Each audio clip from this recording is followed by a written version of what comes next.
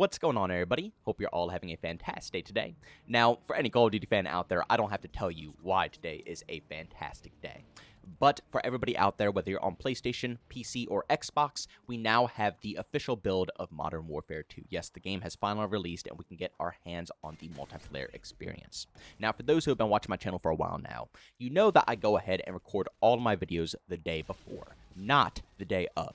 So clearly, I'm not going to have my first impressions video today. I am going to go ahead and cover a blog post that Infinity Ward just recently put out, basically covering all the massive big changes that they're working on between the beta up to the official build of this game. So if you're curious on what actually changed from the beta to current date, and also things that the community have been complaining about since day one, if you're curious about their feedback to that and how they're answering it, then by all means, that's what today's video is going to be all about. But if you do want to hear my first impressions before I make my video like that tomorrow, I will be live streaming the game all day today. I'm going to be starting at 10 a.m. Eastern Time, and we're probably going to run for maybe 8, 9. I might even try for 10 hours. So don't worry if our schedules clash or you're in a different time zone and, 10 a.m. for me would be, past midnight for you or something like that. If you need a little time, I'm going to be streaming all day long. And it will be open lobbies as well. So if you want to squad up, be in some of my clips, some of my footage that I use on the YouTube channel, feel free to hop on in. I add absolutely everybody, and it's usually first come, first serve. All right, let's start off with this first page right here. They start off by saying the enemy visibility. We have added diamond icons above the heads of enemies. This should make it easier for players to clearly identify opponents in the game. Additionally, we've continued to tweak lighting and contrast for improved enemy visibility. Then they go on to audio, saying we've shortened the overall range of footstep audio, which will allow enemy players to get closer to targets before they're able to detect footsteps. We have also continued to tweak teammate footstep audio, which will now be quieter following feedback from the beta. The in-world activation sound effect volume range for the Dead Silence field upgrade has been drastically decreased. And then finally, third person, following feedback from the beta, aiming down sights will stay in third person POV, thank God, for low zoom optics. Only high zoom optics, beginning with the ACOG and higher, and special optics such as hybrids and thermals, will revert to first person POV. We believe this will enhance the third-person experience while keeping the gameplay balanced. The feedback on this mode has been very positive, and we will continue to explore its use as a modifier. Now, I have to go ahead and say this. I'm very happy that they're adding in the diamonds above enemies' heads. It was really hard to indicate enemies on these maps, I will be real, even though the lighting and the color palette of Modern Warfare 2 is much brighter than the past. It's still a little rough seeing the enemies in this game, or even teammates, especially with the very dull tone they have for this game. It's very gritty, realistic, the colors are very plain, and the operators really do blend in with a lot of different surfaces. It's kind of difficult to be able to pinpoint an enemy, especially if they have a really good dark spot. So adding the red triangles above people's names is going to be great, and is going to reduce camping and make for more fair gunfights. The audio also is another thing that we complained about for a long time. I've heard across the board from tons of different content creators that the audio was drastically improved. Now, this is not something I'm going to be able to talk about until I really dig my teeth deep into the game, so I'm going to be really focusing on this while I'm live streaming Modern Warfare 2, but for the time being, it seems like it's really good news for the overall community. And also, they reduced the sound Dead Silence makes when you go ahead and activate it. I still think this needs to be completely taken out. This makes no logical sense to me that they still have a sound for Dead Silence.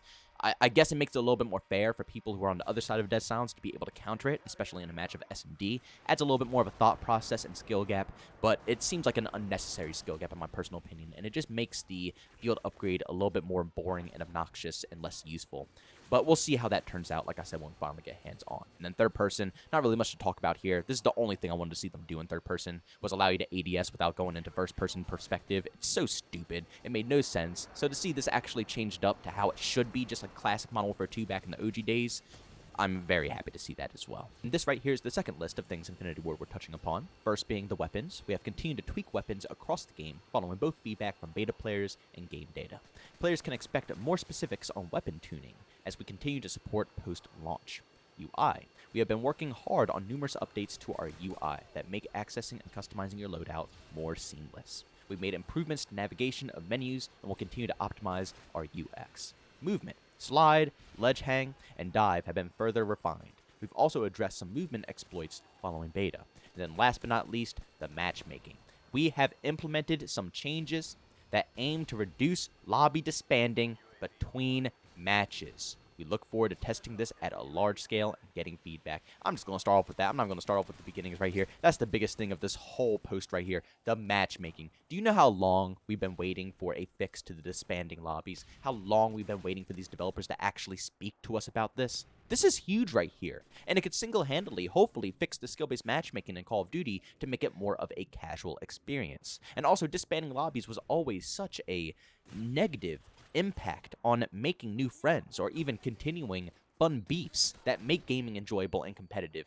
It was so pointless. So to see that they're finally stepping up to the plate and trying to fix it, we'll have to see how far they go, but I'm really hoping that's going to be something big enough that will make a noticeable difference. But back up to the top here, the weapons, that's good. I don't really care too much about the weapons. I thought they were pretty fun. The UI, from what I've seen, I don't think the UI changed that much. They claim they changed it, which they did do minor, tweaks and fixes to the progression tree and stuff like that to see what weapons you're going to be grinding through, which is a little bit more helpful, but the overall UI in the game is horrible. They really have to, go back to scratch and work on that. It's okay in a certain aspect, but overall, you could tell that, the Hulu people or whoever it was were the ones who made all of this crap for this game. It has a total mobile vibe or a total, streaming service vibe. It doesn't feel like a traditional video game. It's pointless. And then, of course, the movement. This I'm a little worried about because I've heard from a lot of different content creators that bunny hopping has been nerfed. Now, I watched gameplay, and it doesn't look like it's nerfed that bad, and once again, just like with the sound audio, this is going to be something that I have to test out personally. I can't really take it from anybody's word. Well, I can, but it's something that I would much rather be able to play with, so I can understand it, and then I can actually give my real opinion on it.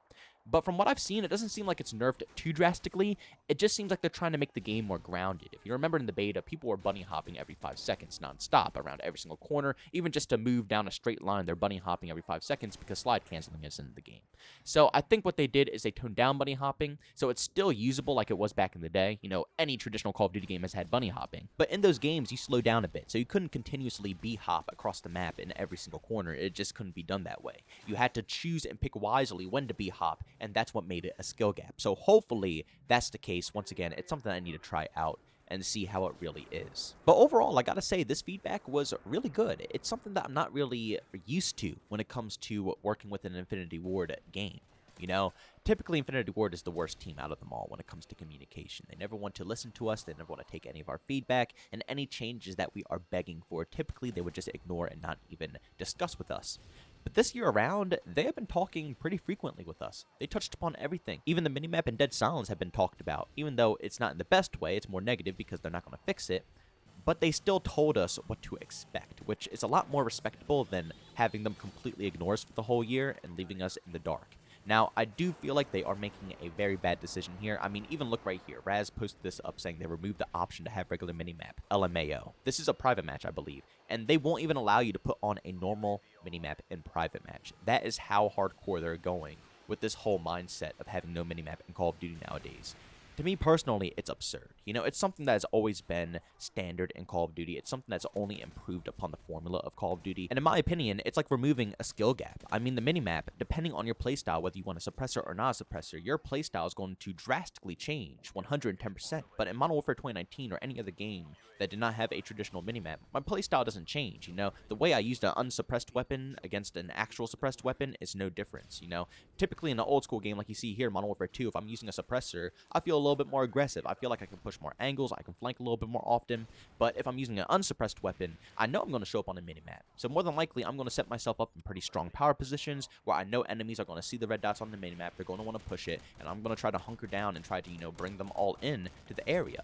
It's different game styles, and removing the minimap has only ruined playstyles, and also, like I said, ruined skill gaps, because as a Call of Duty player, you have to learn a minimap. It's something crucial for your success of the game. If you don't learn how to use the minimap, you're going to get your butt whooped every single game. So the developers are kind of dumbing it down here, and they're defending it, dumbing it down, and it sucks, but again, like I said, at least they told us, told us their expectations of the overall deal. I just really hope later down the road the community can speak out enough to hopefully get these things changed, because if they don't, I think personally it's going to weigh down this game a ton, and it's going to make a lot of people look away and not even want to bother with this experience. But ladies and gentlemen, like I said, today is the day. You can go ahead and log into Modern Warfare 2 if you went ahead and downloaded it, pre-ordered it, whatever the deal is, if you got a code for it. I don't know how you got this game, but today is the day that we can finally grind it out. I'm going to go get to my stream. We're going to play it all day long. We're going to see how that experience goes. And like I said, tomorrow, make sure you tune into the channel because we're going to post up a video of pretty much my first impressions on all of the maps, you know, all of the customization, the grindability, and we'll really dig deep into this game over the next couple of weeks, probably even months. But ladies and gentlemen, thanks so much for checking out this video. If you enjoyed it, make sure to leave a like. Bumps, I hate it, leave a dislike. Also, if you're brand new, enjoy the content, don't forget to subscribe and hit that notification button. Also, want to chat with this too, we do so at Twitter and Discord, both linked down in the description. And also want to catch me live streams of video games, do it on Twitch, link that's down in the description as well. But guys, thanks so much for tuning in. See you all next one. Peace out.